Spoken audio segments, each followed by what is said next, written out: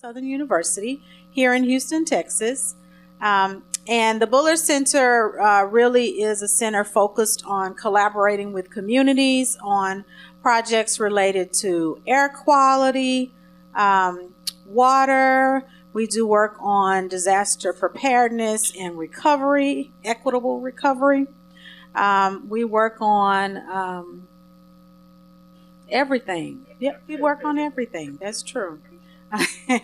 And so we are going to share today with you some examples of community engagement projects that we've worked on. And we will also hopefully share with you some guidance on who to really reach out to if you are interested in working in community. So we'll get started by letting Agba introduce herself. Great. Thank you, Dr. King. Good afternoon, everyone. My name is Ugba Kosar. I'm the Director of Environmental Justice at Carbon 180. For folks that heard me earlier today, I'm just going to repeat myself. So I work on carbon removal at my organization, but specifically I work with our environmental justice work, sort of education and community outreach and engagement, just to make sure folks have the tools and the resources they need for self-determination and to come with the opinions and the thoughts and the direction that they want to see for projects that may impact them. So happy to dig into some of that today. Thank you.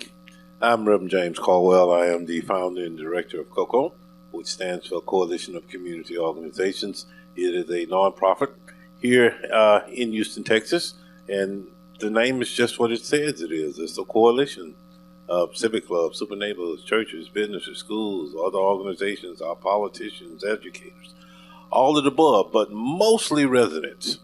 Okay, mostly residents. Our mission statement says to inform, educate, and provide resources to this generation of communities and the next, because our communities aren't knowledgeable on what's impacting and affecting them. So we're going to get into our discussion. She took the last dessert. And I went, don't say nothing. I was watching.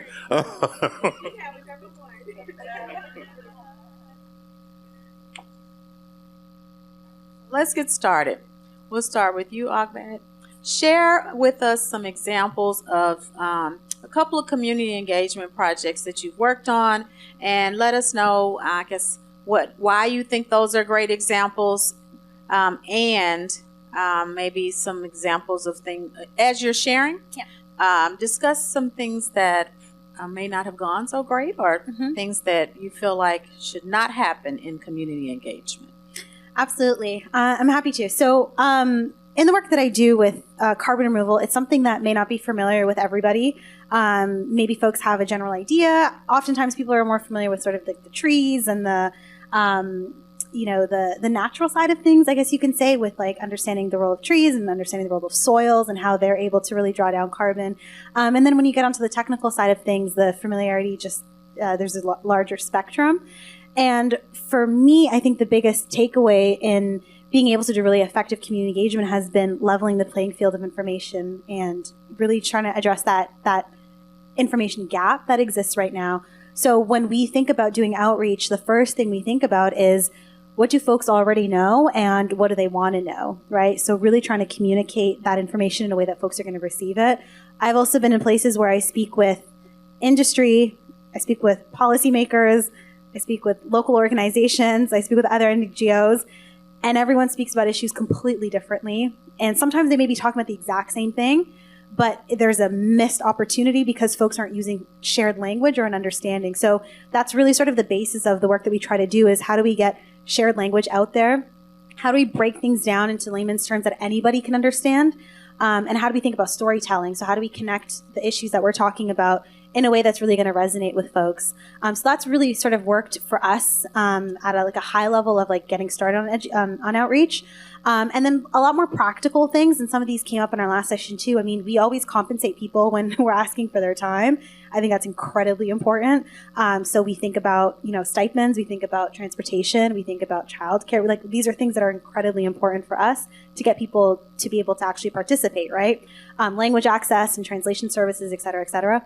And then the last thing I think that we think about pretty often is understanding who the messenger is of information. So I work on carbon removal. I am an advocate of carbon removal. I think it's important.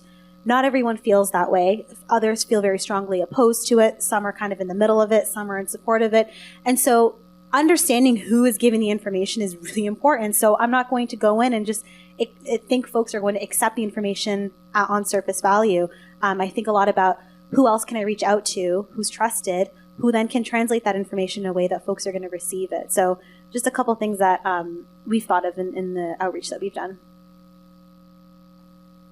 So, shared language, making sure that you provide additional resources, and knowing your audience. Reverend Caldwell. And thank you, Donna. We don't, and I'm speaking primarily of Cocoa, we don't make decisions and choices for anybody in our community. That's not up to us. But what we do try to do is provide you with that information. Okay. Try to educate you on issues that you may not be aware of, and connect you to the answers to the questions that you may have, or the resources that you may need in order to alleviate or to address your issues, your problems, or your concerns. How we've been able to do that when we talk about some of our accomplishments, and been doing this for about, first year it'd be 16 years, and that's been it's been a roller coaster ride all the way. You know, we've had some small victories and we've had some major setbacks and all the above, but the fun part is the ride itself, you know, because we're committed and dedicated to staying on the track, you know, regardless of where it may take us, because the fight is not ours, it's for our community, and that's who we're committed and dedicated to. Now, there are a lot of environmental issues within our communities, and I'm speaking primarily of Black and brown communities, because we're not, and I've said this previously too, we're not environmentally conscious. You know, when we talk about climate change, when we talk about carbon capture and all these other terminologies, you know, we talk to our community, and they look at us, you know, do that Scooby moment. You know what I mean? Because they don't understand. They don't know what it means. So we have to be willing to try to provide them with that insight, that information, and be able to explain to them what we're talking about. As I said, when you say climate change, they think about the weather. You know what I mean? And that's a common trend within our community. The air quality in our communities, we have adopted what we call block captains, and we have 10 of them in our community that live in the community, because they're the ones who are able to communicate with their neighbors, the people across the street, other family members that's within the community. And that if we can provide them with a little insight, a little education, a little information, then they can translate that to, there was a conversation earlier about the seniors and the disabled who, there's this communication gap, lack of understanding gap. It's a generational gap is actually what it was, what it is, because, you know, grandma was 70 years old, and the young man and young woman we're talking to is 20, 23, 25, and they can relate and understand and comprehend what you're saying to them when you talk about climate change and all these other environmental impacts. Grandma and grandpa at 70, they don't really care.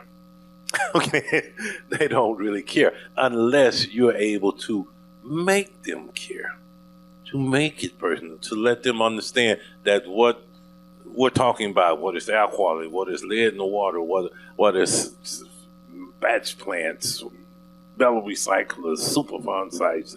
Doesn't matter what it is. We have to make them understand how detrimental and important it is to maintaining and sustaining their community.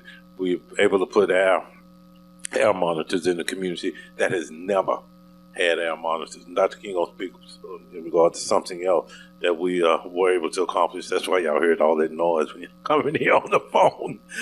We were on the phone, but and that led in. How many of you guys stay in Houston? Just show a hand. Okay, all right. Yeah, did y'all know that 84 to 88% of your schools in HISD had lead in the water? All right. And do you know that HISD has known this since 2016, 2017? And we have, in our negotiation with HISD, and I say negotiation, it's the community, but it's also other entities too. We believe in collaboration, power in numbers, and being able to talk to those quote unquote decision makers, and elected officials, because they work for us. We don't work for them. So we have to make sure that they are doing their jobs to protect us and provide us with what we need in order to, I hate to use this cliche, have a quality way of life, because quality way of life is defined in so many different terms, but neither here nor there. I'm going to shut up. I'm going to turn it on the king. I'm a preacher, y'all. Okay, so Rev, you recommended that when we think about community engagement, we need to make sure we provide information that is digestible and easy to understand, and that answers communities' questions. And then we must commit to the fight for our communities, and also make the concerns related to engagement, make them things that people understand and that kind of resonate with them, so that they will be more committed and interested in working with you. Exactly. It doesn't impact me unless you're able to relate it to me. If it's not personal to me, we're husband and wife. We got 3 kids. You know what I mean? My kids ain't infected. I mean, I'm not affected by it. I'm not impacted by it. She's not impacted by it. But our 3-year-old is. Our 7-year-old is. You see, that's our grandma is, or grandpa is. That's making it personal. That's that connection that you'll hopefully get them to become more engaged and more involved in this process, letting them see, and you being able to see the whole picture, the big picture, and connecting the dots to see how it's connected to not just an environmental issue, but an income equality issue, an economic issue, an academic issue, a housing issue, an infrastructure issue. It's just one, environmental. But when you connect the dots, then you begin to see the bigger picture, that they're all interconnected and they have a bigger impact than what you originally saw. Get out of the tunnel vision and be able to see the bigger picture. Okay. So if I were trying to work in your community, who would you recommend that I reach out to? If I'm just coming into the community and I'm looking for a partner, I'm looking for residents, who do I reach out to as I come in and try to work with you? I mean, I can share what I've done, because I'm someone who is trying to work with communities and thinking a lot about building trust. And the one of the first things I do is, I do a lot of research on the region itself, or the community itself. So when you say you do research, what does that entail? Yeah, so I mean, there's a lot of different things. One, I try to define, what are the demographics? What is the income level? What is the if they do exist, the cumulative impacts in the region? I use tools like something was raised earlier, like EJ Screen and other things, to just get an understanding of the history there. I mean, Google, you look up stories that have been put up there before. You look at industry that exists there. You look at just sort of like the bigger picture of what's happening, so that I can figure out, okay, what are folks, based on what I can get an understanding of from the outside, what are folks dealing with? What are folks being impacted by? What has happened in the past? That then informs me to figure out, okay, there are community-based organizations that are very well connected to community and usually base their priorities based on what the community wants. So I oftentimes do a lot of outreach to them to figure out if I can have a conversation, if I can do some just one-on-one conversations.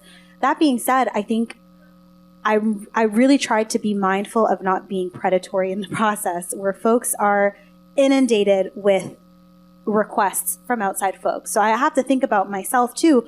What am I able to offer this community in this engagement? What am I able to bring to them that would be of interest and of support to them, so that it's not just me extracting information from folks, but it's a two-way process of them also gaining information, gaining resources, gaining funding, whatever it may be, that provide support to them.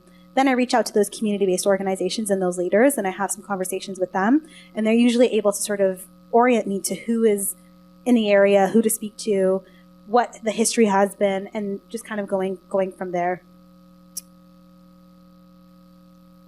So you want to have community engagement. Huh? The one question you should ask yourself is, why don't I have community engagement? And once you come up with the answer to that, then you'll know why you're not involved in community engagement. And the majority of the time, it's because of fear. I don't want to go in that community. I heard they do things in there, and do things to people in there. I mean, all of this sort of thing, and that prevents us from going in the community. What she just said, doing the research, doing the history, getting to know the community itself. Once you've done that, that's going to make a decision for you. When you look at the crime rate, I mean, when you look at the income, when you look at the housing value, when you look at all these other healthcare, all of these factors, that's going to determine whether or not you want to actually go into that community to begin with. And once you go in, should you decide to, how committed are you to getting in? And what I mean by getting in, getting to know that community, getting to know that mom with 3 kids that's single. You know what I mean? Getting to know the family with 8 children. You know what I mean? That's barely surviving. Getting to know the homeless man. Getting to know the alcoholic that hangs on the corner, been there for the last 12 years. You know what I mean? That sort of thing. Letting him know that he knows or she knows you. The topic of conversation that's been going around is trust. I'll tell you right now, if they don't trust you, the game's over in the community.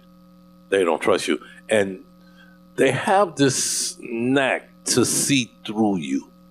So if you're transparent, they'll see through it. And that's because the history has dictated over the years and decades of these, for lack of a better term, fly-by-night, organizations that come in and offer you the world and raise up your hope, and you're excited and motivated, and like I said, 6 months later, it's all gone, and so did your hope, so did your excitement, so did your motivation, so did your desire to see change take about. So if you want to be engaged in community engagement, that's a level of commitment that is required, and that means how far are you willing to go? How committed am I really? I'm passionate. I say the right things. I make the right speeches. I can motivate so many folks. But are you you really want to talk to Laquita down there, who's a prostitute in the hood? How committed are you? Who has 3 children that stays with her mama, around the corner. But they're breathing in air, drinking water, all this stuff that is killing and contaminating them. And when we talk about carbon management, we don't know if that facility will be a half a mile away from them, impacting them. They're already impacted by the batch plants, the metal recyclers, all this stuff here. Lead in the water. And here you come.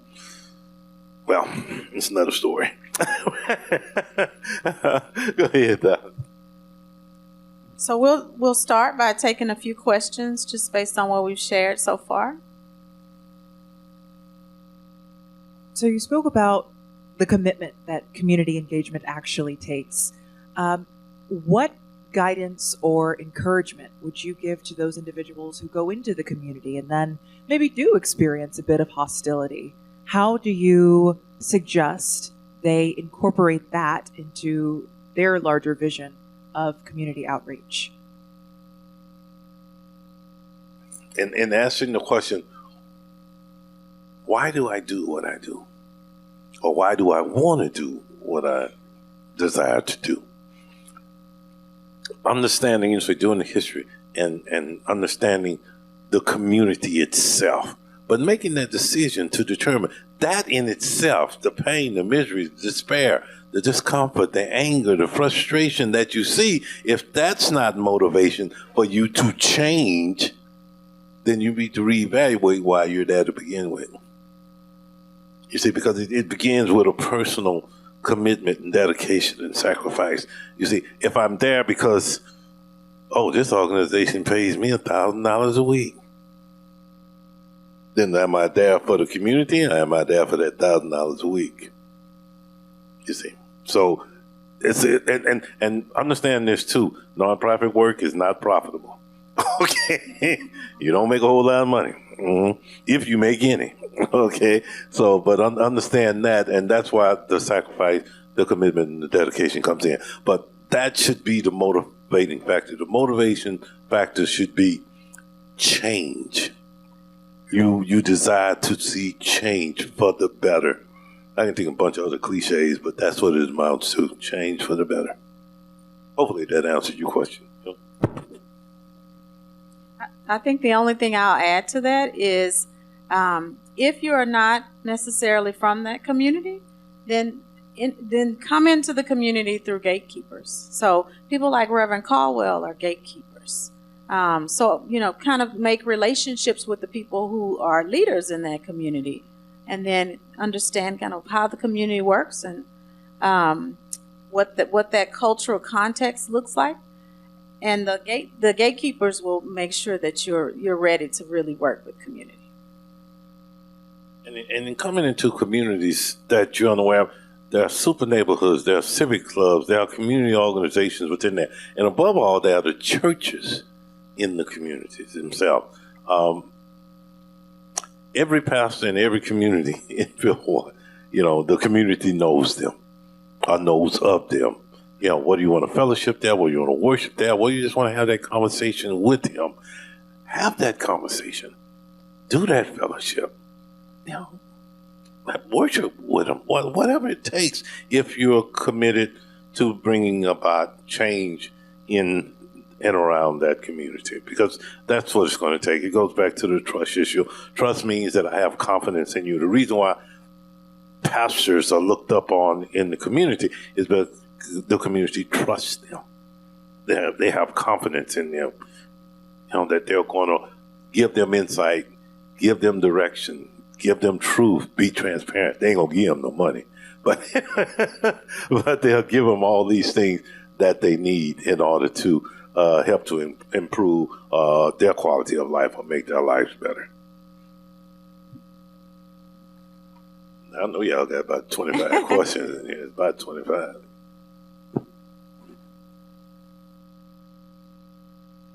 Hi there. Thank you so much.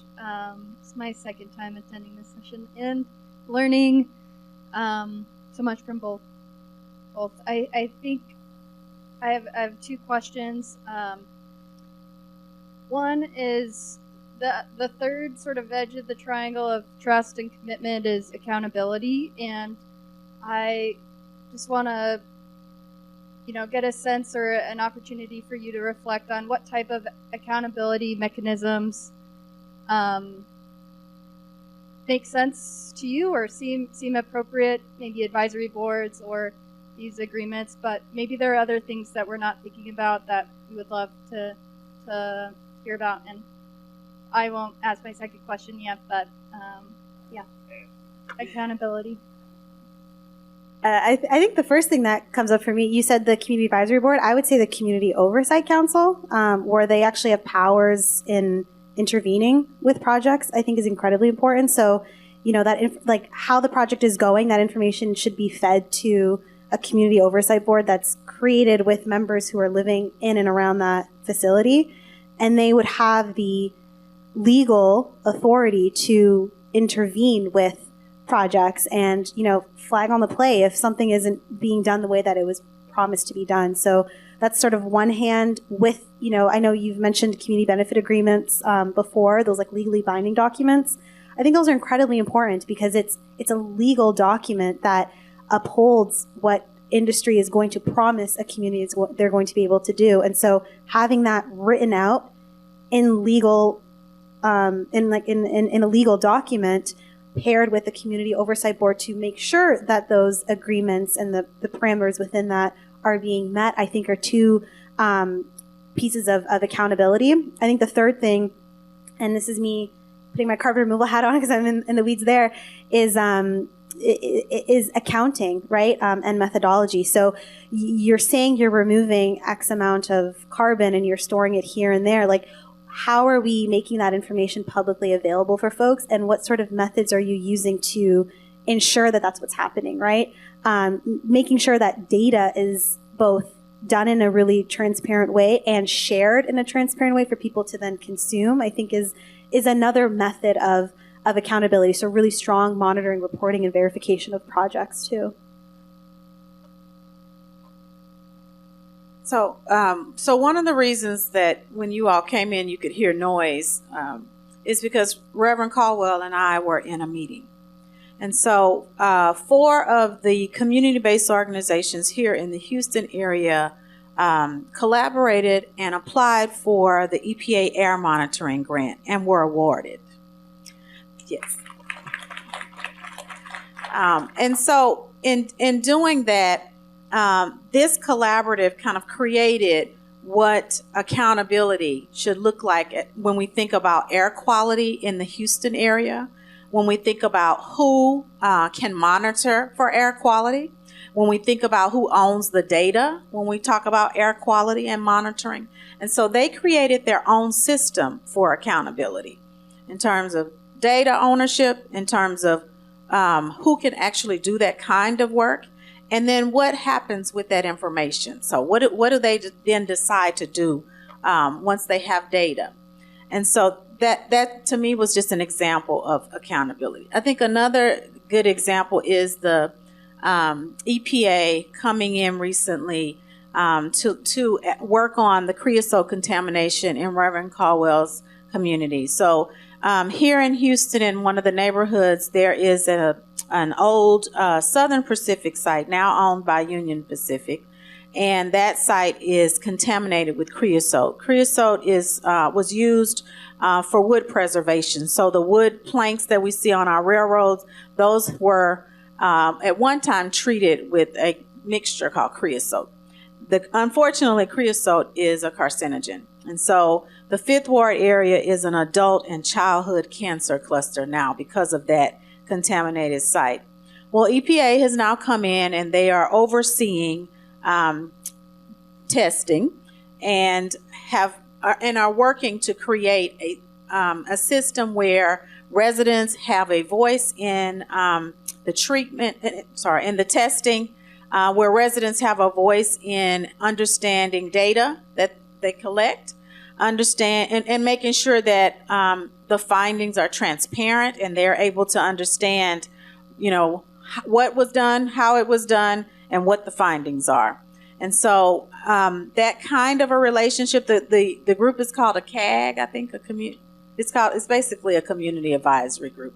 And so that group is really holding EPA accountable in terms of doing that testing, providing that information so that they can make informed decisions about how best to proceed in their community. So that's some examples of kind of how communities can make sure that groups that they're working with or governmental agencies that they're working with are held accountable.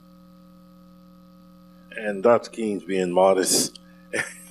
It's the community group in Fifth Ward called Impact that's addressing its residents that are being impacted by the creosote. And we recently lost a member, and it's been about 6 or 7 over the last 6 to 7 years that Impact has been formed. I'll talk about the EPA. TSU, the Texas University, along with the Bullitt Center and Cocoa were able to get Michael Regan here, the EPA administrator, and we were able to take him on a tour of Fifth Ward. Whenever we go on these tours, whether it's with Tejas or any other group, they're called toxic tours. We want whoever it is to see, hear, and smell what the residents do and go through every day. They're just coming by and going on the tour. When you think in terms of accountability, you have to ask who am I holding accountable? Those entities that say they're going to deliver A, B, C, X, Y, Z. But am I holding the community accountable too? Am I holding myself accountable? So when we think in terms of accountability, we always want to put the finger and point the finger at someone else being accountable. But what about me? Am I being true? Am I being transparent? Am I being honest? Am I committed to trying to see this issue or this problem going through fruition and being completed, and there are solutions and resolutions to it? And if not, do I hold myself accountable for that? If it does not, that's that dedication, and goes back to the community aspect of it. As I said, we were able to get Michael Reed to come down and go into it, but it was the community and working with TSU, the Bullet Center, EDF, and all these other entities, the City of Houston, the Health Department, all these other entities. And by the way, we did not invite the mayor. He just showed up when Michael. Yeah, I just thought I'd let y'all know that. but it's putting pressure on those and contacting and having that relationship with those in order to get things done. I'm not a scientist. I'm not part of academia. I'm not a chemist. I'm not a doctor. I'm not any of those, but I know a few. You see, I know a few, and because I know a few, if I can get them to work and collaborate with the community, hopefully we can get some resolutions and solutions to problems. Because I don't have answers. I'm just a Black Baptist. Well, not Baptist, non-denominational. I got both of them. But anyway, preacher, in Fifth Ward. That's all. That's all. But I want to see change happen. I grew up. Well, I'm going to be totally transparent. I'm 70 years old. I grew up in Fifth Ward. I remember when it was a vibrant, alive community. The community I grew up in now doesn't exist anymore. I'd like to say gentrification is taking place, or the highway is no, it just doesn't exist. It's gone. It used to be a village, a community, alive. Some of y'all native used to know the brewery as you near downtown. It used to be a food storage, cold food storage for HISD. That's where they used to take the food to the schools, and there was a park next to it. You used to play Little League Baseball there. They turned the cold food storage now into a brewery. It brews beer. The park is still there, but there are no Little League teams in it because there are no children there. There was no I-10. There was no 59 when I grew up. That divided and separated our communities, that added to the air quality issues there. So from an advocate or an activist perspective, and from an environmentalist perspective, what am I willing to do? I've seen that deterioration, and I've seen how it has impacted all ages, children, young adults, seniors, all the above. So do I want that to be the status quo, or do I try to do something to bring about a change? And is that something I do temporary, or do I hold myself accountable for the long run?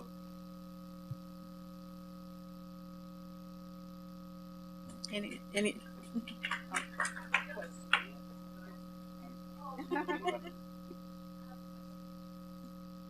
I want to thank all of you, first of all, for offering such valuable insights. I think this is really eye-opening.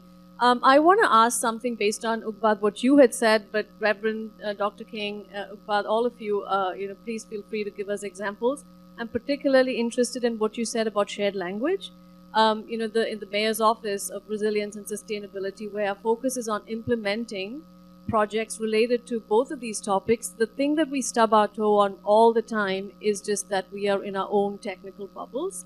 Even when we are working within the city, within different city departments, buildings doesn't understand energy, doesn't understand water, doesn't understand heat. Just talking across, we're all employees of the same employer.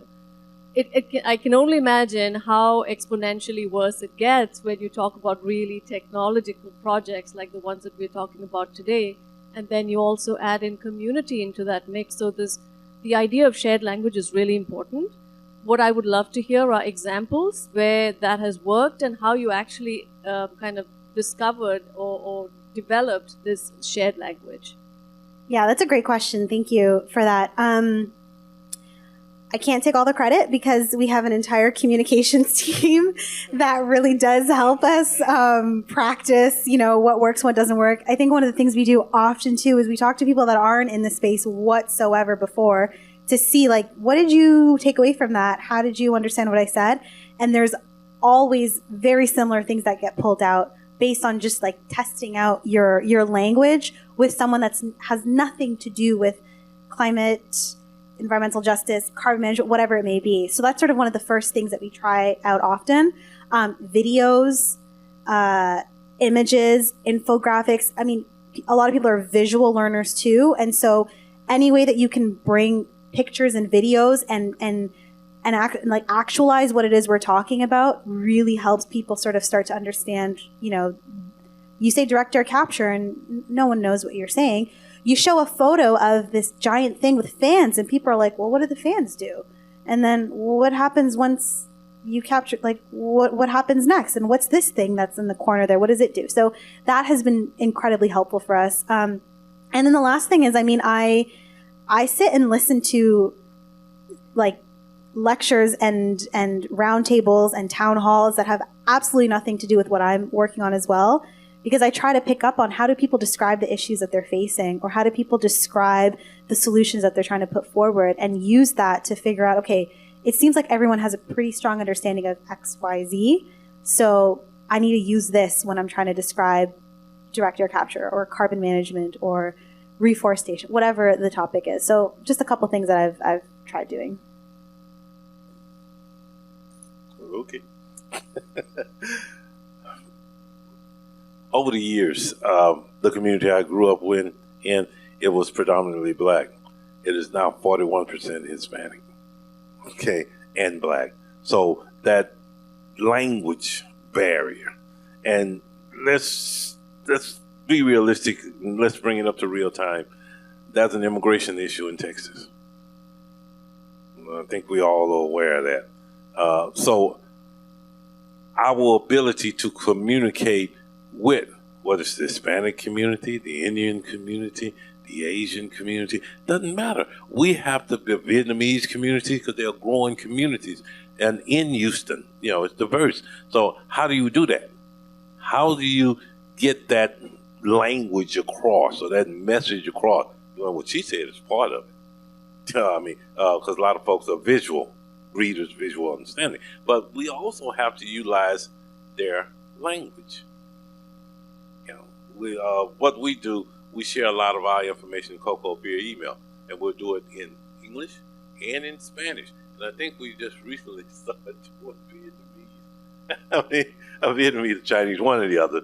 I can't recall. Danny does that. That's another office manager. But in order to get the message across, the issues, the concerns, what is yours, what is mine, or whoever it may be, then that you have to be willing to address that language barrier, so that folks will know that we're not just talking about them or they. It's you too. But you can't understand it if I don't make it simple to a point where you can understand, read it, comprehend it. So in the Buller Center, we do a lot of working with residents and leaders. And so we've done quite a few focus groups and interviews where we do them in multiple languages. And so to ensure that that's successful, you work with leaders in the community who then we train to actually facilitate those focus groups or to facilitate those interviews. I'm often in meetings with Reverend Caldwell and his block captains, and they make it very clear. And so I'm a scientist by training. I'm a toxicologist, so I don't always make things the most simple.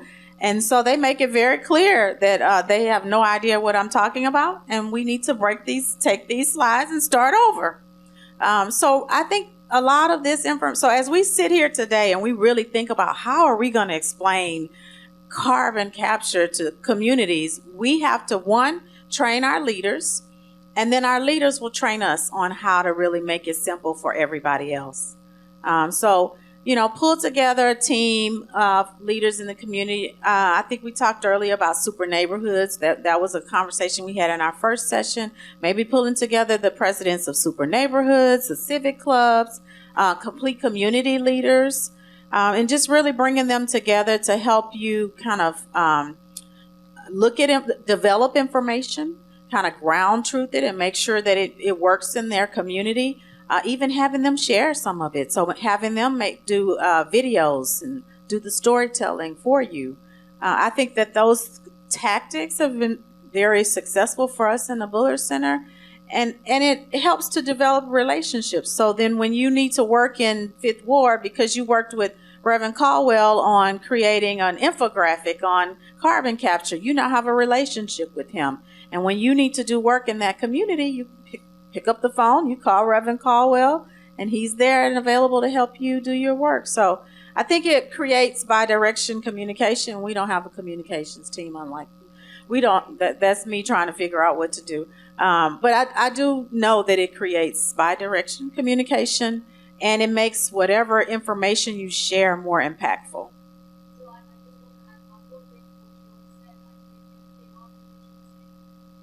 Dr. King, in what you were saying is honesty. Is to say that, hey, I don't understand what you're saying, there is no shame in that. That's right. And but you have to have a relationship to do that, right? So they have to trust that they can tell me I don't know what I'm talking about, and I have to be able to say to them, I don't understand what you want me to do. Yeah. So you have to have a relationship to do that. Yeah, thank you. I got a question. Oh, there's another one over there. Go ahead. Yeah, how you doing? Thank you so much for all your beautiful job that you do with our community. Right? That's a blessing for a lot of persons in need and for everybody. So just to engage a little bit, with the community, and I can help. I can help others, especially me, to reach other communities. I'm not from Houston. I'm coming from Louisiana. And just to engage with the community a little bit more based through your foundation, because I'm doing something similar, but I would like to have more ideas. So do you have an implementation plan that can be reviewed yearly with suggestions and results from previous projects, having the community involved with the upcoming results, either negative or positive, that can create a positive impact referring on air quality control through conscience? That's my question. I would suggest be creative, be innovative. Each community is different. We can go out here now. This is a college campus. Across the street is totally different. 6 more blocks past that is totally different. And the same plan that you had for the campus here won't work there. So be creative and be innovative. Don't be afraid to step outside the box to address your concerns or the community. Don't allow I don't know what to do to prevent you from doing something. Be creative. Those relationships that Doc spoke of and would establish that. Because that's where you can get your ideas, your concepts, and will open up those doors to enable you to implement something, and through that discussion with the community, find out whether or not it works. Yeah, and I understand that, and that's why I was asking about base particular in that, because it's a difference, and we know it's a difference between different communities, especially big cities, especially other cities that they're not as big as Houston, especially where I live, but also small towns, and everything is different. And when I was asking about a plan, like if it something that can help, specific, whenever you go to a different community, whenever you train somebody else on a different community, that they can already have that as a like a system. That's pretty much. Yeah, you can use that as a template, and I'm gonna let Dr. King Thank you. comment on it further. I have to say that I don't know that a template actually exists, but what I'll say is there are some basic steps. I think that for the most part we all tend to do when we're working in a new community, and so Akbat shared some of those in the beginning. Really learning about the community, identifying leaders. Or people who are active in the community that you can start, having conversations with, really talking to them about what are the major concerns, how can you get involved in terms of advocacy or helping out with some of those concerns, identifying potential funding that might actually help to address some of those concerns. So there are a few steps that we follow, but I don't know that there's actually a true template, because Reverend Caldwell is correct. Community engagement is very place-based. So what happens in Fifth Ward, I do a project called Data to Action, along with Environmental Defense Fund. And so we work in Fifth Ward, Pleasantville, Galena Park, Sunnyside. We work in a bunch of communities here in Houston. And it is amazing to see how each one of those communities, our engagement looks different. The areas of prioritization are different.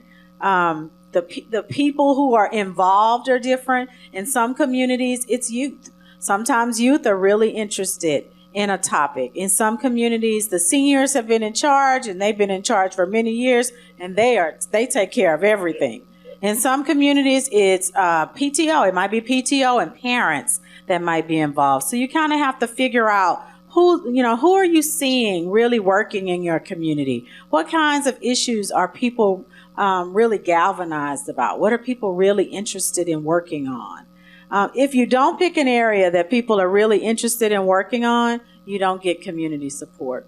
So going through a process where you bring community together, ask them questions about what are they concerned about? What kinds of problems are they having in the community? And then taking those same things and prioritizing them, being open and honest. Most of our community groups only have a certain amount of capacity. So we have to be honest about that. That capacity looks like how much funding they have. It looks like how many people volunteer on a consistent basis. It looks like if they even have dedicated staff. So capacity is a real issue when we think about community engagement. So understanding, can we work on 3 things? Can we work on one cause?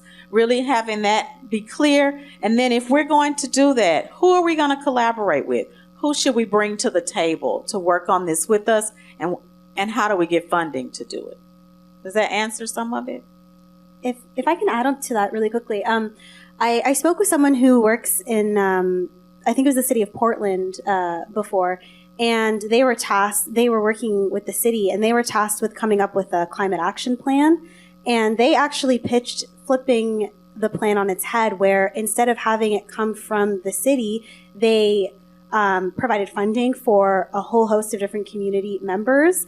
From what I remember, like your local librarian, your parent, your cashier at the fast food store. There was a lot, and your EJ organizations, and they came together to actually brainstorm and draft the action plan itself that was then pitched to the city of Portland and then used. And so for me, I thought that was really interesting because it really flipped the model on its head, and it wasn't on one person to come up with a plan. It was multiple perspectives from multiple people who were living there.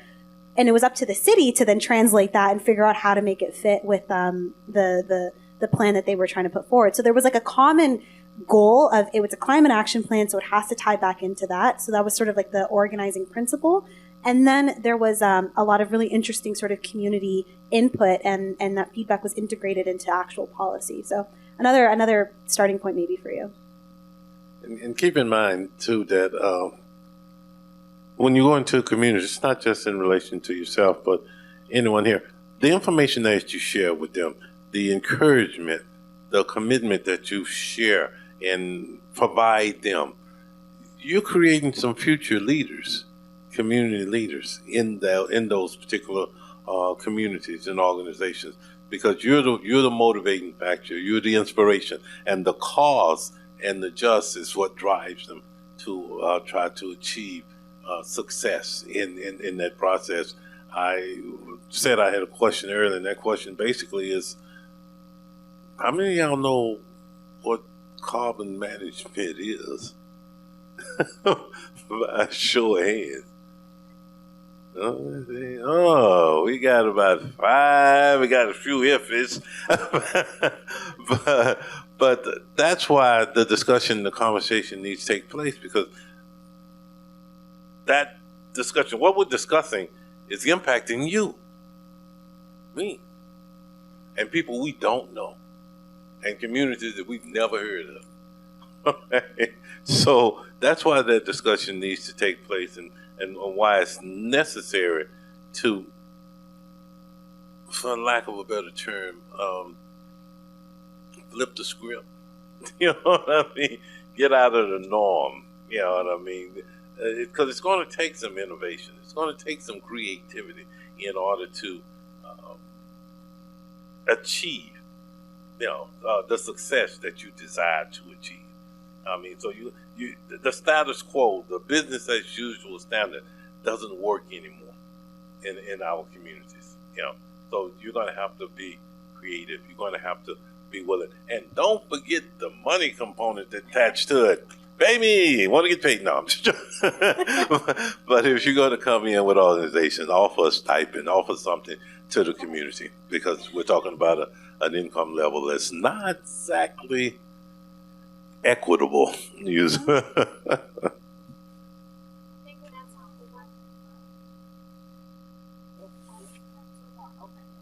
Just a quick statement. If it was easy, right? It's a challenge, no doubt about it. If it was easy, we wouldn't be here. So I think this is a great start to having that dialogue and conversation. I like your point yesterday. I think it was about with complexity, or maybe it wasn't you, Reverend Caldwell, but with complexity, transparency sometimes is very difficult. These are complex issues. Carbon management, all the processes associated with it. So I'm a technical person who represents the industry. It's how do we educate in very simple terms on very complex issues? That's something that we're grappling with. It's very difficult because we work with a bunch of engineers who just get caught up in the stuff that nobody, they're like, what are you talking about, right? So sometimes you got to pull the cane and reel them off the stage.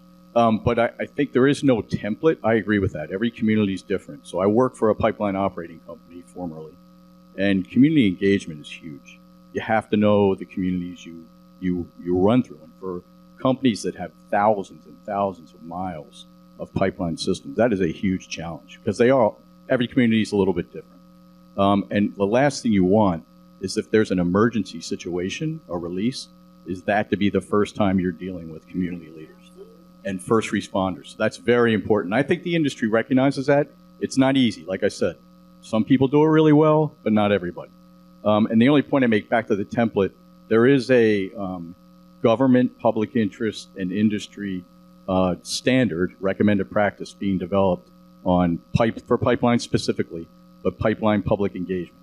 It's near completion. I'm not going to be perfect. It's a first cut, but I think the industry is recognizing that we really need to get better at how we engage with the communities that we operate in. And it's not going to be any different for carbon management. I think we recognize that. And as you stated, what is that? Most people don't really know. So I think we've got a big challenge in front of us. This is great. I came really just to listen. I'm not Houston-based, but a number of the companies that are part of our association are here. And they're very interested in understanding what the public's perspective is so that we can address that effectively.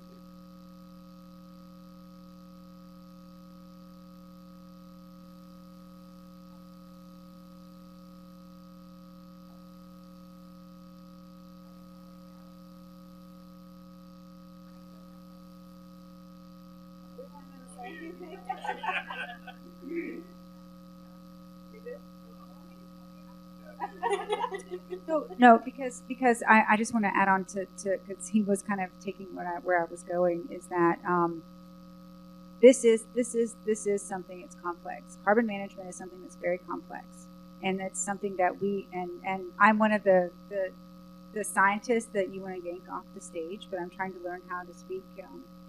And yeah, and because we think about this every day, and so we're trying to figure out how we can do that. So I want to go to this question is that we are trying to figure out how do we message and carbon management. I've heard a bunch of different pieces, and I just want to make sure that I'm clear and understanding.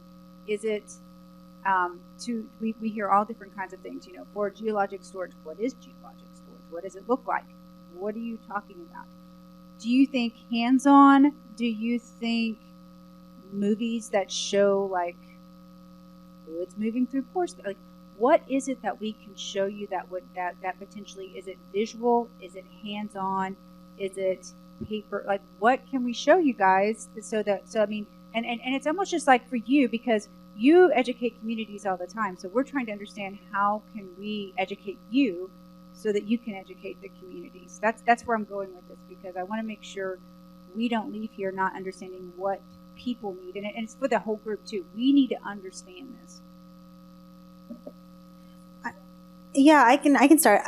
The first thing that comes to mind for me is repetition. Like you can't have one session and folks have been studying, people get their PhDs 4, 5, 6 years studying the same thing, and that's how they become an expert. And so to come into a community and have one session on geologic storage and how it works is just insufficient, right? And so one thing that we've done at Carbonity, so we have this re-granting program because we understand that education is the biggest gap, and a lot of EJ organizations are just under capacity. They don't get the funding that they should. So when we get funding from philanthropy, we re-grant that funding back out to EJ organizations for them to be able to have the flexibility to do what they got to do. And in addition to that, we're helping them understand carbon removal because they've shown an interest in it, because there are companies and industries coming in and giving presentations. They're like, I have no idea what happened. So what we did was, it took 6 months for us to put together this curriculum of repeating the same key points over and over again in different ways, through visuals, through different messengers, through one-on-one conversations, through in-person conversations. The same 4, 5, 6 points shared in different ways. And even then, sometimes it's still difficult for folks to really understand what it is. So for us, what we've really recognized is it's the repetition, and it's the media, or the medium that you're using to present that, is 2 things. I think that sometimes, unfortunately, industry folks that I've seen don't give that time that it needs to make sure that people understand what it is we're talking about, right? So I would say giving people a lot of time and repeating your points and really getting to layman's terms is key to even just getting the conversation started. What she said, but also what you said, all of the above, because as she said, 6 months, tweaking it as we go along. And even in that process, you're still going to have those who just didn't get it. Some are visual, some are this, some are that. So I think it was Malcolm years ago, made the statement, by any means necessary. That's what we do when we try to communicate and relate with our communities, whether it's language issues, irregardless, healthcare, housing, whatever, by any means necessary that we can get that message across to them, that information across to them, those resources across to them, then we do it. But yeah, she's absolutely right. Industry, let's just ask the question right now. When we talk about carbon capture now, who really benefits from this? Nobody know?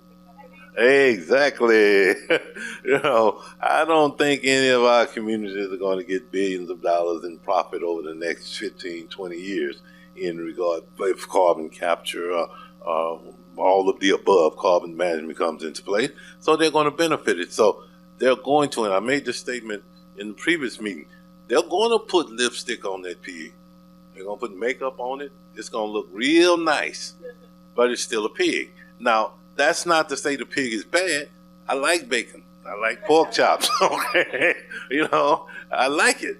But we have to make sure that the communities benefit from the resources, the opportunities whatever is available that can be offered or that is the community should have access to, that they have that access. So any means that you have to communicate, to relate, to share information with the community, utilize it.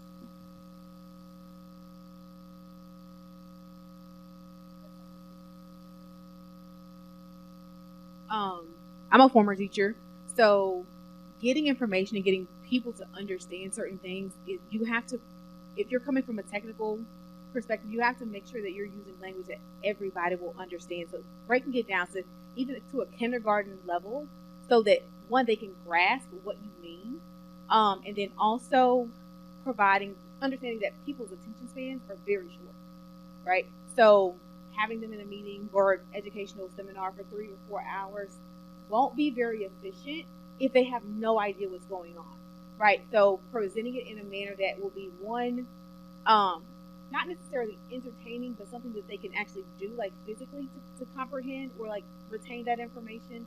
So implementing something that is hands-on, visual, and auditory would be probably the best approach.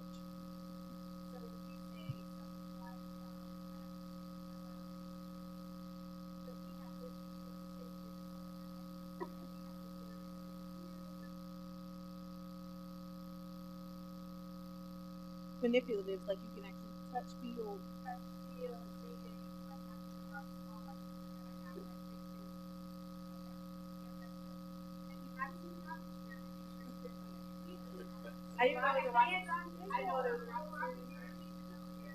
You don't get no break. You still took the last dessert. No reprieve. No, we don't want to hear that.